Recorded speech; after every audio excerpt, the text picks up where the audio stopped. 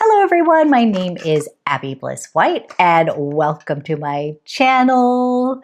Today we're going to have a little fun doing a get ready with me, playing with some new makeup. I'm so excited because Hourglass recently re-released or launched the Illusion Luminous Glow Foundation. This was a longtime fave of mine previously, and they have relaunched it along with some new shades. So I'm excited to share what shade I picked up. I also did pick up the Gucci Westman. She recently launched some more face trace contour sticks. Biscuit has been my ultimate favorite for years, but I did have to pick up another shade in Coco, which to be honest, it just looks so pretty. I wanted to wear it like blush, but do a little comparison. I'll show you Coco up against Biscuit as well as some of my favorite blush shades. I'm also going to be doing a real simple eye using some of my favorite paint pots from MAC. Pulled those out, love them. And then during the holidays, I did get the BYREDO. This is the Alto Astral. This did launch, I want to say, kind of in the summer, into the summer months, I believe. And I did finally pick this up. It's been on my list to get. So we're going to be ending the look with this as my fragrance of the day. So if you are interested in seeing how I created this look, playing with some new fun makeup launches, then let's go ahead and get started. Okay, we're just going to have a little bit of fun playing with some new makeup. And I did pick up the Hourglass. This is the Illusion Luminous Glow Foundation. This has a sunscreen SPF of 30. And this formula used to be one of my ultimate favorites back in the day. I ended up picking this up in the shade 8.5, which we are going to see if that is the right shade. That is a light medium that has neutral, cool, rosy undertones. So let's see, take this little cap off here and let's go ahead and swatch this one right here. And let's see, I think it's gonna work. Okay, I was a little bit worried here. In the past, I had, I think number 6 is what I had before. And then they have expanded the shade range, but this foundation always just gave you the prettiest little glow. So let me clip my hair back real quick, and I am still figuring out lighting, camera, background in my new space. So hang tight with me while I get everything figured out. But I have switched walls and I am playing around. I bought a fancy light system, but it is definitely a learning curve to get everything just right in my new space. So thank you so much for your patience. I have just been having some tech issues. Okay. Anyhow, this just used to be one of my favorite foundations. It just would give you the healthiest glow. I am a fan of Hourglass, and I was so excited. I was sad when this kind of went away.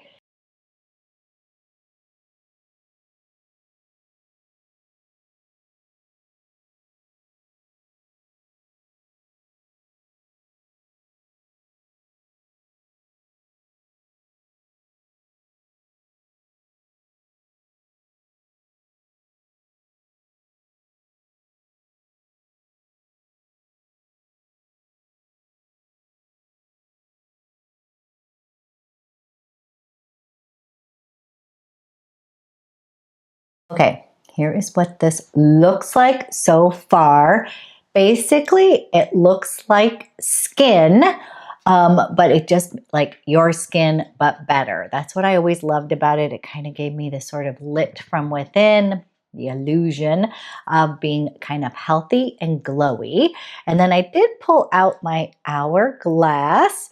This is the concealer here, and I have this in Silk, and I'm just gonna put a little bit, kind of highlight with this, a little bit in the inner corners, on the outer, and any place else that I need some concealing. I'm laughing. I did the viral Korean overnight mask, and I'm not sure if my skin loved it. Now, I did wake up, it felt super hydrated, but I did have some little redness, like my skin is sort of sensitive, and that might have been too much here. So I'm just gonna blend this in right here and cancel out some redness. Now, this concealer was always sort of high coverage. It wasn't that I didn't like it, I just prefer a little lighter coverage underneath my wrinkles. I sort of always felt like this one emphasized my wrinkles. It was actually a really good concealer, like full coverage, but a little goes a long way. So it is great though for, you know, combining it with sort of like a lighter skin tint and then kind of adding in a little extra coverage. Okay, so far I have to say I am happy with the color match. It gives my skin a little bit of life, and truly this seems like a little less dewy than the previous formulation. I could be wrong. It's been years since I used that, but I'm saying it just feels very hydrating. I feel like it's laying down really nicely and giving me some extra coverage. So kind of loving that. And then I did pick up one of the new Face Trace Contour Sticks. Now, I have always loved Biscuit, and I felt like that was a really good shade for myself, but I ended up picking it up in Coco, kind of along the lines of thinking I might just use this as blush because it just looked so pretty. I just love it. So let me give you a little swatch of Coco. This is almost like, I know it's like a contour, but to me, this color just looked so pretty, kind of like a beautiful neutral blush.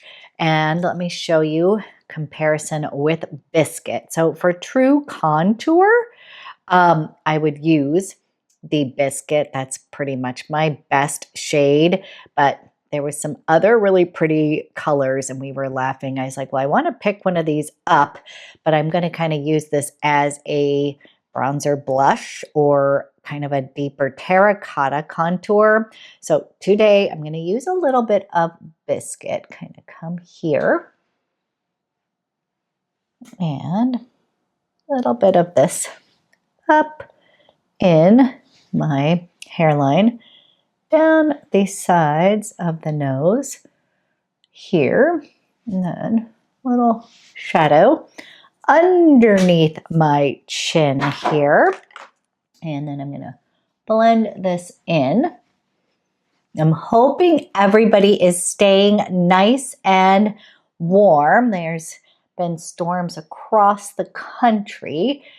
Where we are, it's been cold, but we're not having the storm action. So I'm just wondering if that's coming to us next. But my son lives in New York. I have friends who live in Charlotte. My sister lives in Charlotte. So it has been, I've been hearing a lot about the weather across the country and hoping everybody's doing okay. And then what I'm going to do is go into the new Coco, and I'm literally going to use this just a little bit above.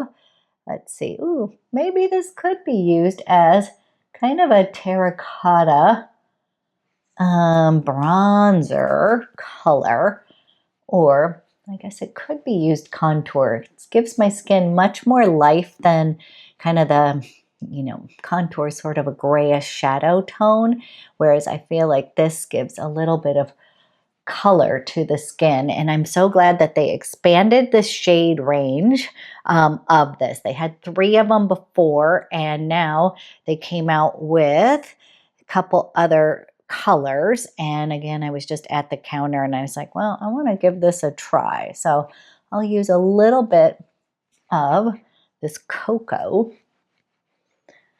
as my contour too. It definitely just gives me almost like just that touch of red, I would say, that's going to add just like, instead of that gray shadow, it's giving me just more of a warmth shadow. Kind of love it. I think it would look pretty on the eyes too. Now, real quick, I'm going to take my Rhode tan line and just swatch that with my new WESTMAN Atelier. I'm just kind of wanting to show you the tone of this.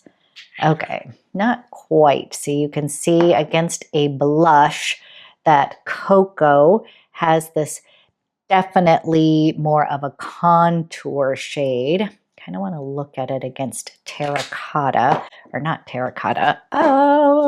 Okay, here is the shade Teddy, and definitely, okay, see, this is not what I was thinking, because I've been loving these blushes. They're 2 different things, but now I just wanted to show you against blushes that you can see how that is more of a contour shade, and definitely just kind of thought it was fun to pick one of those up. I still think Biscuit might be my best contour, but maybe not. Kind of fun to put it against some blush colors.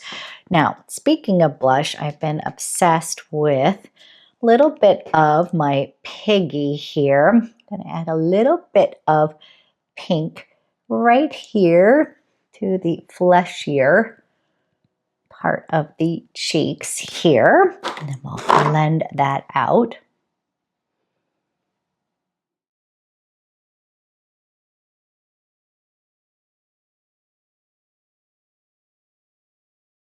Okay, we've got a little flush on the cheeks. Then I am going to set everything with the Hourglass Veil Powder. Just a really beautiful, you know, sheer powder here, the cream products.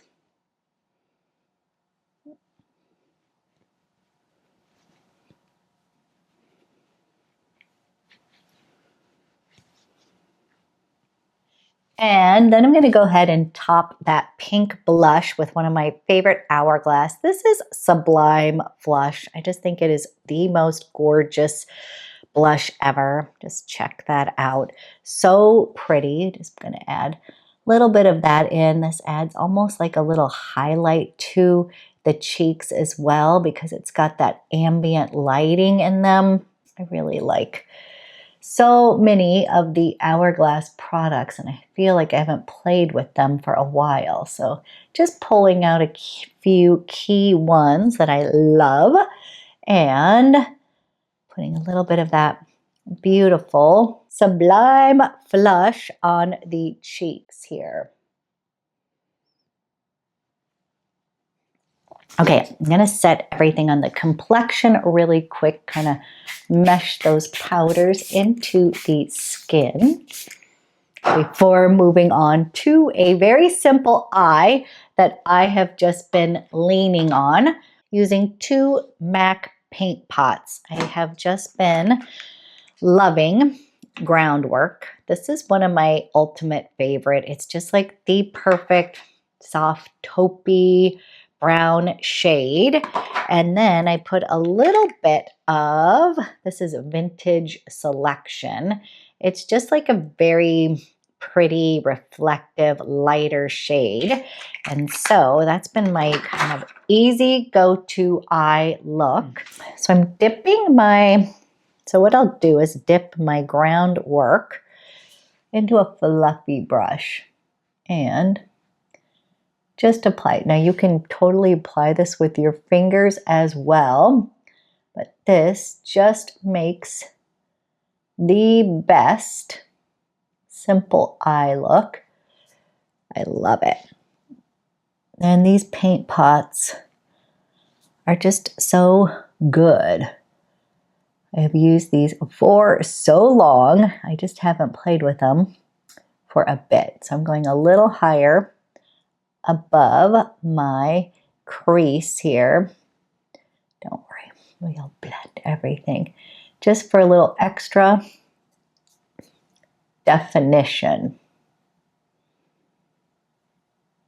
Okay, then I put on Vintage Selection, and then this one just has a little bit of luminosity to it, and I take that and put that lightness in that inner corner just to the iris, just a little bit. It's kind of in the similar like taupey kind of color here. Maybe not. It's just kind of a really pretty shade, and the two of them mix really well together.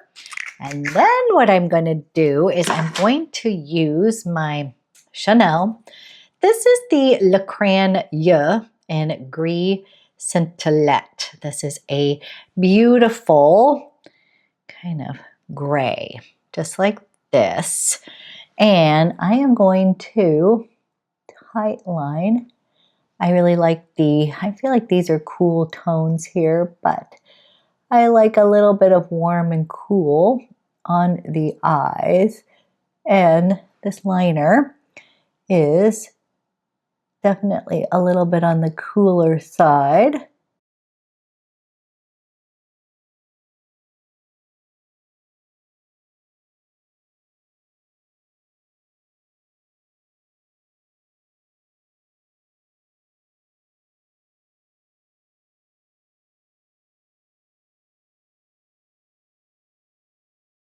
I'm taking a little bit of the groundwork here, and I'm just gonna run a little bit